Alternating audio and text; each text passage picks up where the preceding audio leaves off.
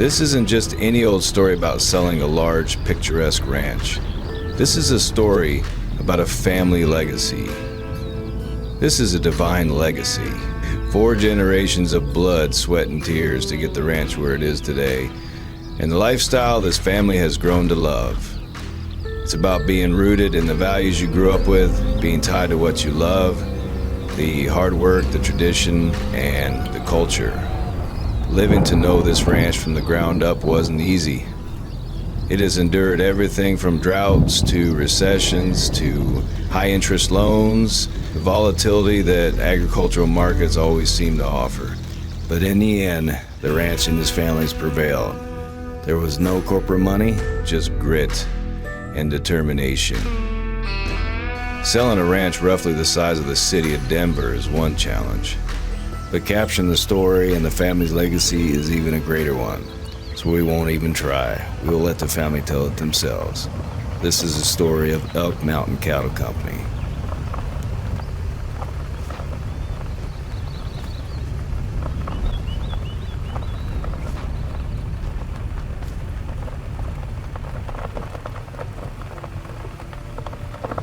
And the homesteaders, you know, when they come in here again in the 1800s there, they homesteaded this whole country in 160-acre parcels. And so there is a lot of those kind of cabins throughout the country. This was a bitch building this trail in here, this solid rock. See that black fence post?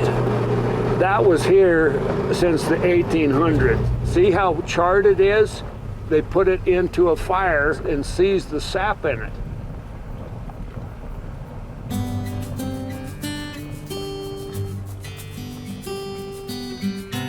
My name is Monty Downary. My title would be manager of Elk Mountain Cattle Company. We run on around 110,000 acres total with deed and lease ground. And we run 1,200 mother cows. Saddle horses and draft horses.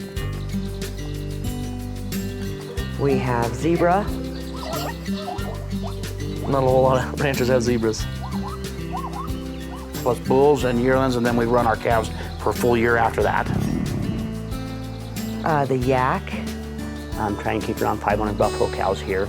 A lot of buffalo, and as big as a family as we do. All just love each other to stay together.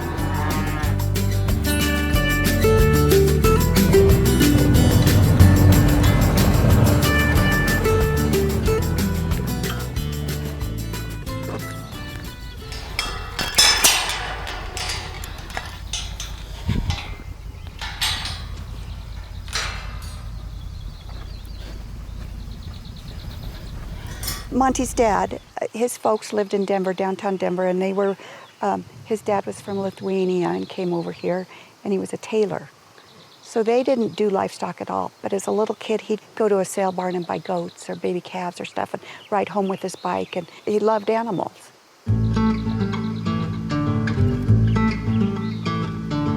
Well, my dad's always had a ranch, and he always was in the construction of some sort. Came here actually building roads, and the subdivider that owned this whole entire ranch, well, he was a big spender and a hot shot, hired helicopters to fly people around. Well, he started going broke, and he couldn't pay us one of our bills, and we took this place right here. Then he actually went on and lost the ranch, and then we bought it starting in 1972 to 1973, and the balance in 1980. Oh, Grandpa was, you know, a hard man. Worked hard 7 days a week. Day off was go to the cow sale.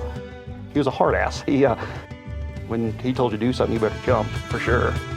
But he loved to laugh, and he loved his family very much. There's pictures of me being a little kid sitting on his lap smoking cigarettes with him, and so he liked that kind of stuff, and he'd laugh, and he just loved that kind of stuff to probably piss off the mothers. Taught us everything we know, you know, whether it was financing or how to buy cattle or horses or what. He was a go-getter, and he knew everything.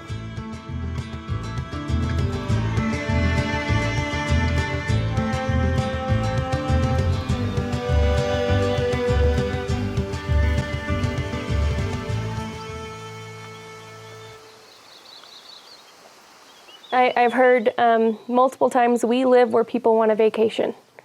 And you take that for granted often. I said, but if you really think about it, we do live where people want a vacation.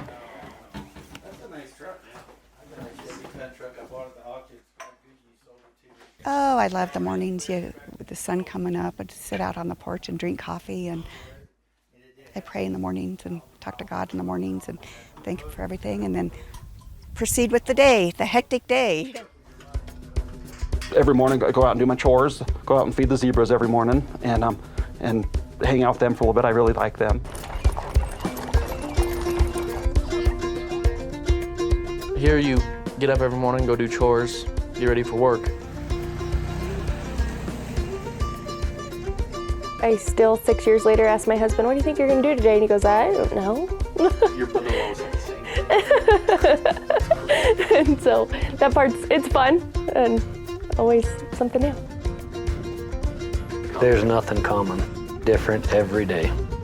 One day you'll fix fence, one day you're checking cattle, you're hauling water. Well, one day we could be going to a wedding or something, and 5 minutes later you're going to gather buffalo. Yeah, you don't set a schedule, for sure. Whatever Pappy tells you to do, you do it.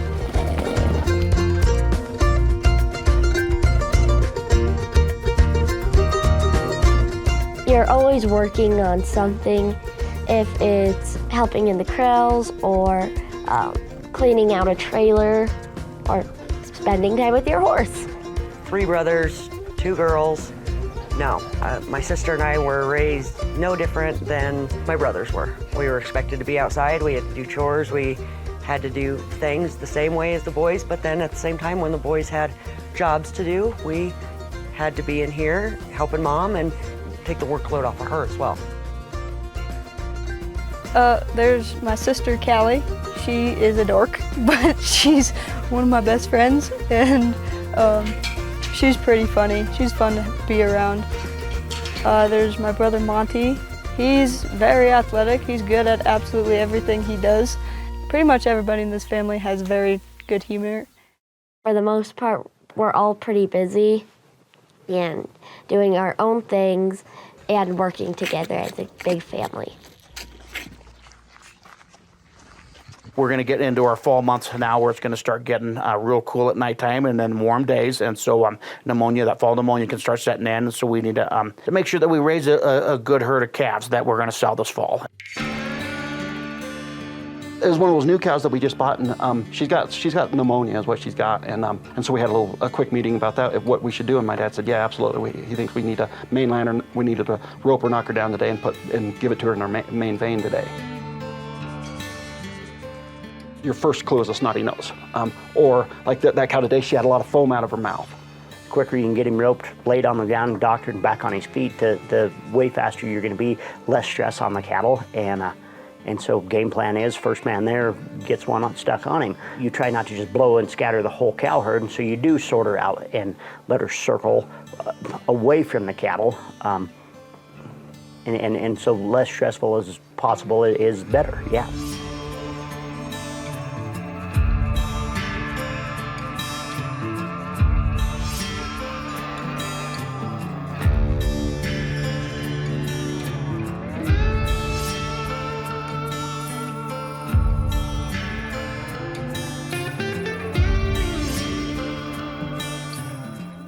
Mickey healed it and knocked it down, and then I just threw a head loop just to make sure she didn't get up.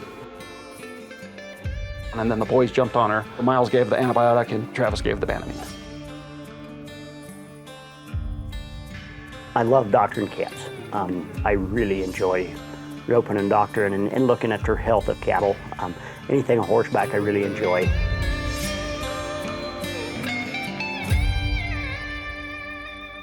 Well, this is kind of a funny story, but our neighbor up the road here asked me, his kids didn't stay with him, and he said, how did you get your kids to stay there? And I said, I lied to him a lot and said it was going to get better.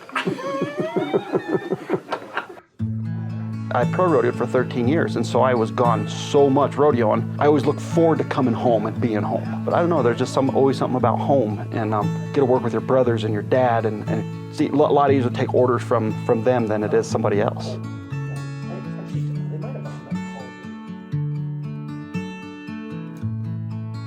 I've lived in Fairplay my whole life.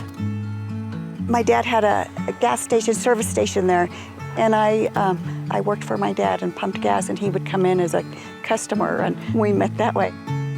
He knew my grandpa. They were friends. And so at one night when they were out together, he asked my grandpa if he could ask my mom on a date.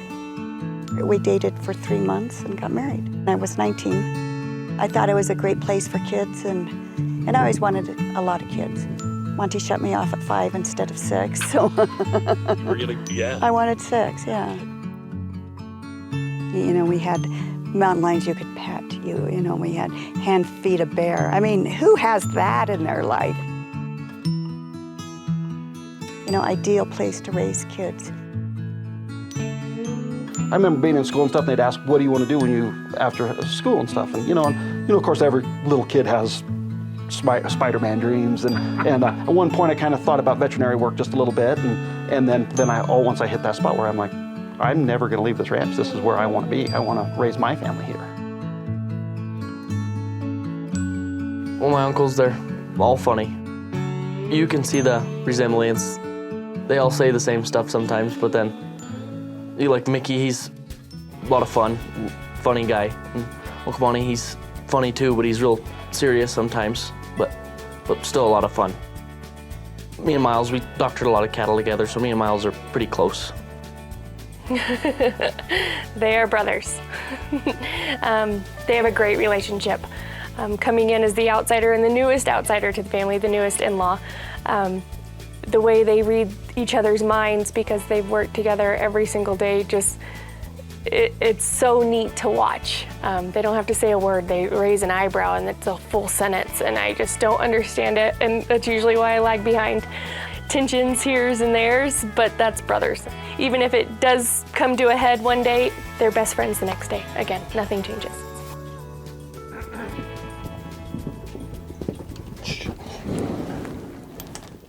You good, Monty?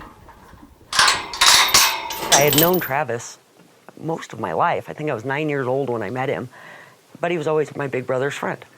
Just who he was. We were at Odessa's college rodeo. Went to the bar, I had a fake ID. And I got pretty well tore up and went to Mickey's van and passed out. He woke up somewhere between Hartselle and here and said, "Where are we?" And Mickey said, "We're just about to my house." I went and took a shower downstairs, and I was laying on the couch and they were having a baby shower, so it was kind of embarrassing, actually. You were here.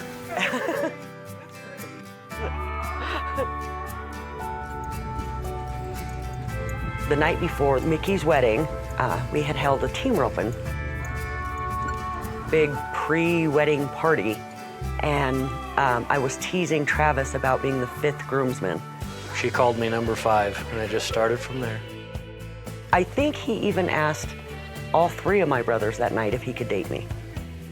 And they all said yes, and so the next day at the wedding, he asked if I would date him. It was Thanksgiving, wasn't it? Yeah, Thanksgiving.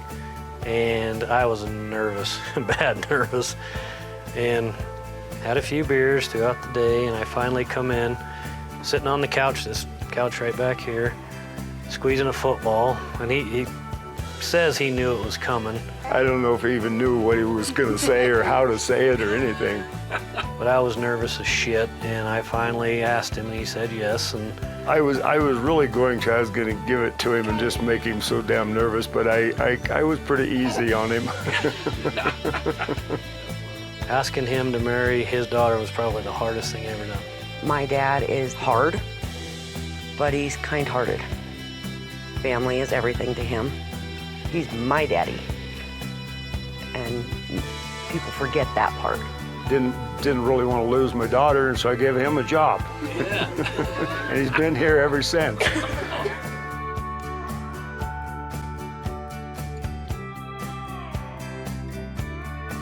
Raising my children on the ranch here has given them a really good work ethic and made them really good people.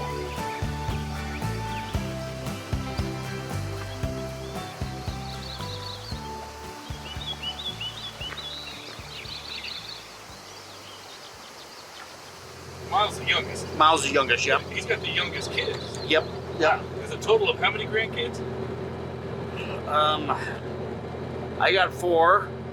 My sister Mindy's got 2, and Mindy doesn't live with us here. Mickey's got 3.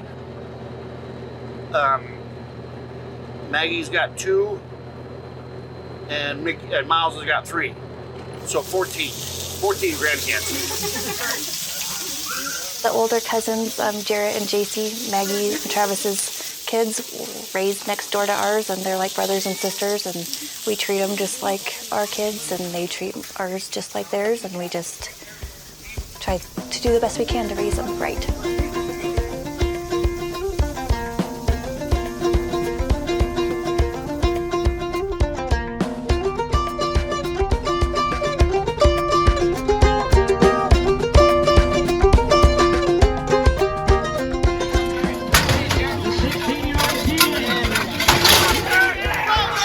I was 8, getting on mini bulls.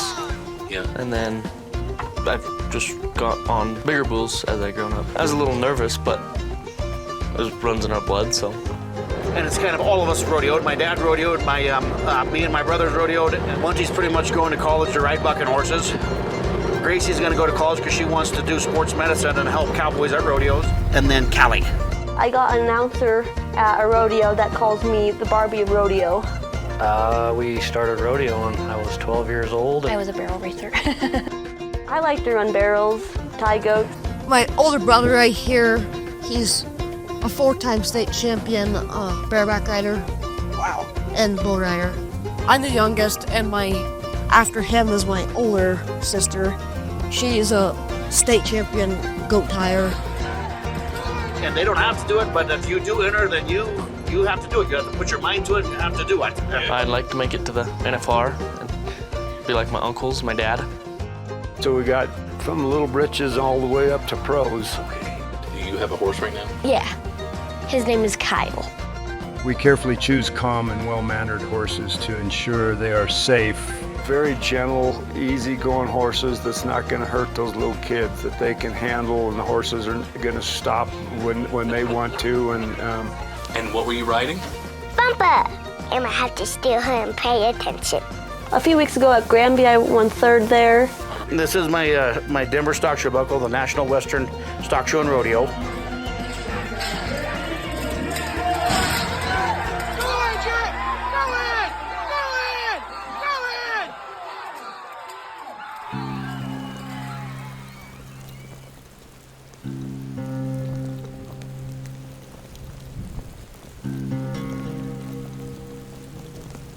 As far as our family, Christmas is huge.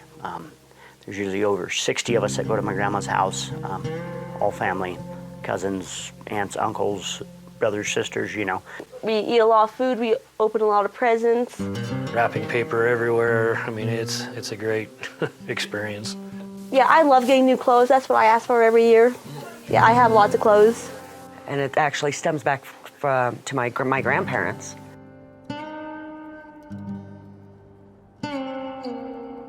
Back when my dad was little, they didn't have the most money, and so Grandpa would take on extra jobs and cut Christmas trees and work all hours of the night, and then would buy everything that his kids needed for the entire year was given to him at Christmas. And so that tradition then led on to what is now a huge family tradition to this day.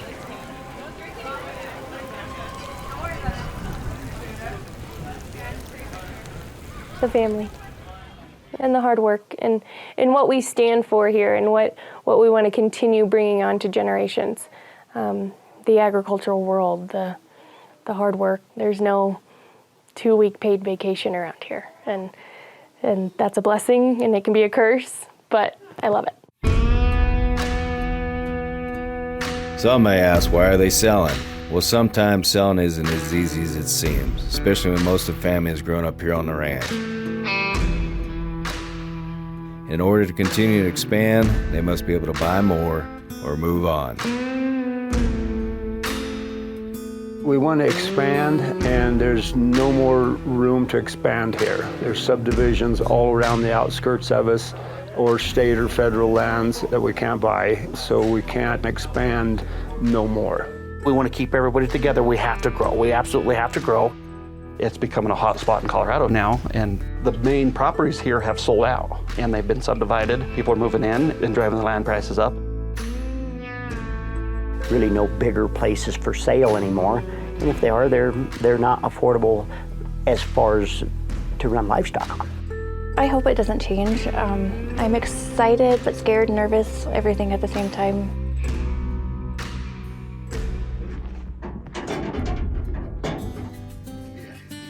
I sold a few of their trailers on a horse trading back in the day, but I never sold anything about it.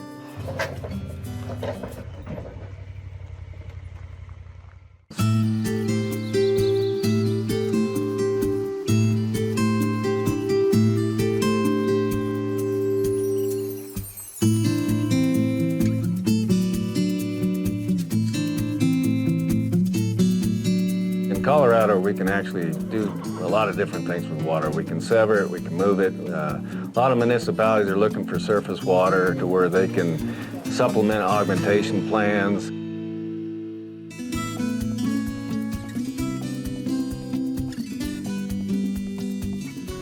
So a boy takes a gal on they're dating and goes out on a date and finally says, you know, I love you. She says, well, what about your wife? And he says, oh no, she don't love you. Exactly, right?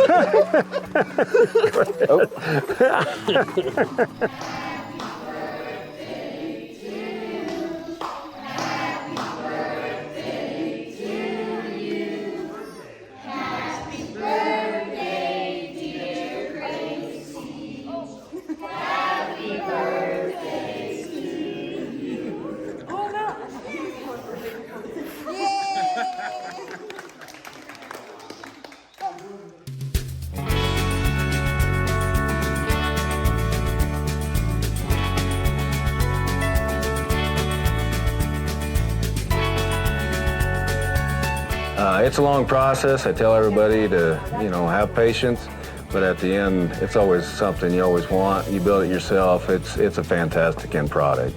The city is talking to the state of Colorado, the Division of Wildlife, conservation easements groups. Well, then the ranch would never be split up. Our family legacy would at least not be full houses. And they'd turn it back into for hunting and possibly release it back for grazing to other ranchers and that kind of stuff. And that's kind of the route we would like to see it go, but of course it's out of your hands when the day comes, but that's where we would like to see it. This is my home. Obviously, I was born and raised right here, and it's not that I want to leave, but we want to keep this family dynamic growing and moving forward. I hope we can move. I want to see a new environment. We just try to stick together because that's what family does. Whatever we need to do, no matter what, and no matter where we go. If we go somewhere and maybe we're not Elk Mountain Cattle Company, but it's still going to be the Down Area Ranch. We want generation after generation to go on with it. I'm excited for whatever. Like I told Miles, I said I'll go wherever you go, so wherever we land, we'll make it work, and it'll just be what it be.